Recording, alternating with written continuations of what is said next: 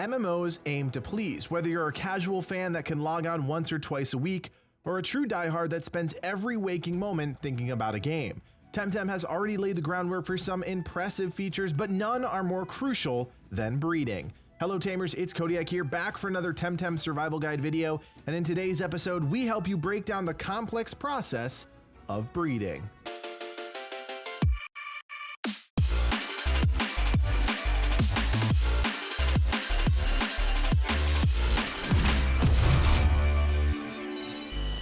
First things first, we have to address the basics. Some of you may be wondering, what is breeding and why should I care? And those are fair questions. Breeding is the process of combining a male and female Temtem together in hopes of producing an offspring. Now, of course, that is as surface level as it gets, but the magic of breeding is that it can be as simple or as complex as you want.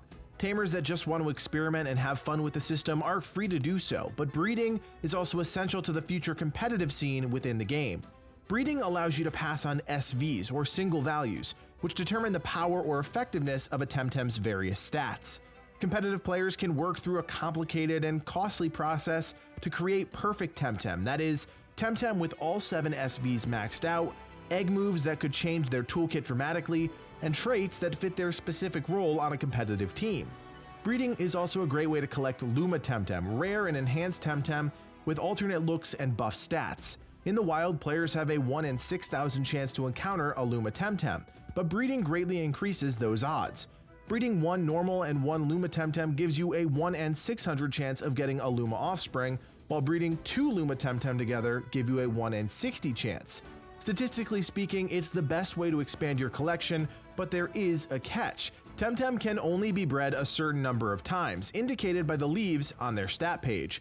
Run out of leaves and your Temtem will no longer be able to breed. But that's enough of the basics, let's get into the finer points of breeding.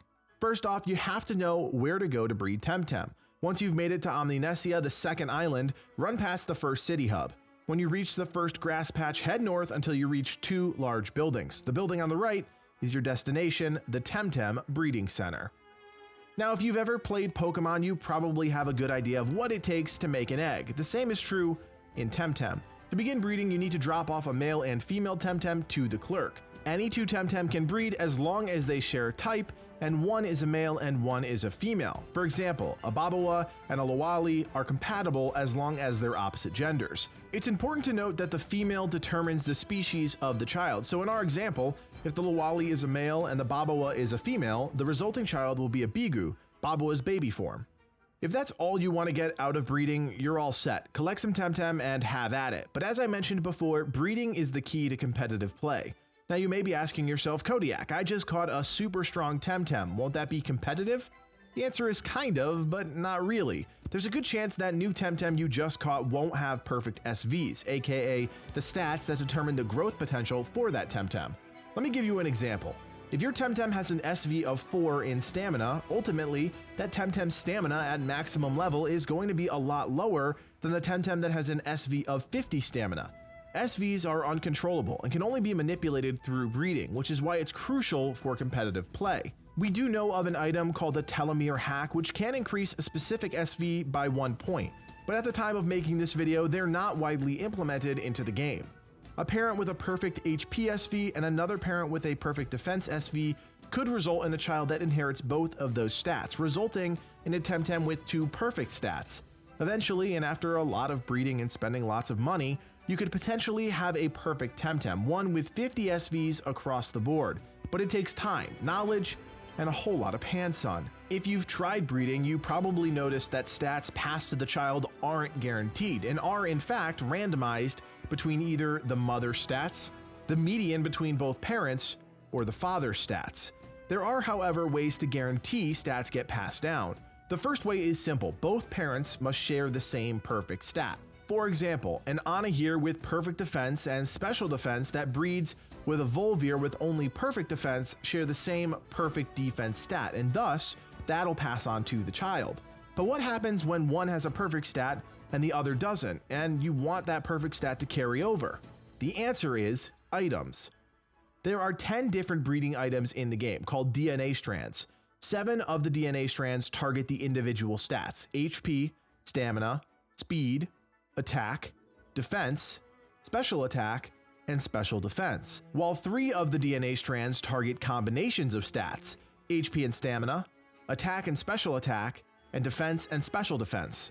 To use these items, all you need to do is equip them to the Temtem with the stat or stats you want to pass on. How about another example? 2 different Temtem, 2 different perfect stats. First, we have a Magmus with perfect attack, and second, a Volvir with perfect defense. To guarantee the attack from Magmus carries over, we'd equip it with the aggressive DNA strand. To guarantee the defense from Volvir carries over, we'd equip it with a hardening DNA strand.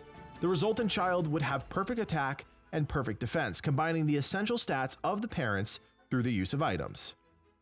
Now, we've talked a great deal about SVs, but there is another important factor we have to consider: traits.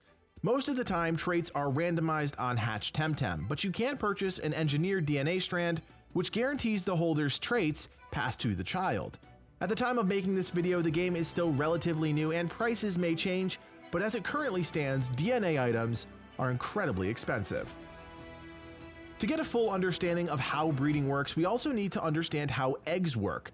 Breeding allows Temtem to learn moves that normally they wouldn't have access to while leveling up, but it takes a basic understanding of how the system works to do it effectively. Temtem can only learn specific moves through breeding, meaning they can't learn every technique in the game. To pass on an egg move, 2 things must be true. First, the parents must know the technique, and second, the Temtem being bred must be able to learn the move. For example, Gyalis cannot normally learn Haito Uchi, but if bred correctly with a Skunch that does know the move, the resulting offspring will as well.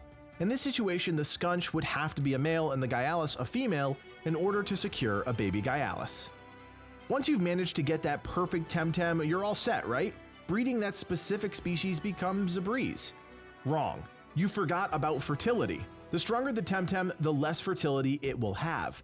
Fertility is determined by the value of a Temtem's SVs. An SV above 45 will result in the loss of 1 fertility. As a result, it's more important to determine a parent's value by the amount of fertility left. Parents should ideally have at least 1 perfect SV with a total of 7 fertility. This gets tricky though, because each time a Temtem breeds, the parent, along with the resulting child, will have 1 less fertility. Let's give you one final example. If we use an Umishi and Fomu, both with 7 fertility as parents, their fertility will drop to 6, and the resulting child will be born with 6 fertility. You can't even game the system. The parent with the lower fertility is the one that passes on that fertility to the offspring. Breeding is complex, confusing, and downright challenging, but that's part of the fun. If you do have any questions, we invite you to join the Legion on Discord. We have over 400 active tamers that are always willing to jump into the chat and answer questions about the game. We're also working on a follow-up to this video going more in depth with competitive breeding, so if you're interested, make sure to subscribe so you never miss out on a new Temtem video in your feed. My name is Codiak, and from everyone here at Legion Gaming, thanks for watching, and play on.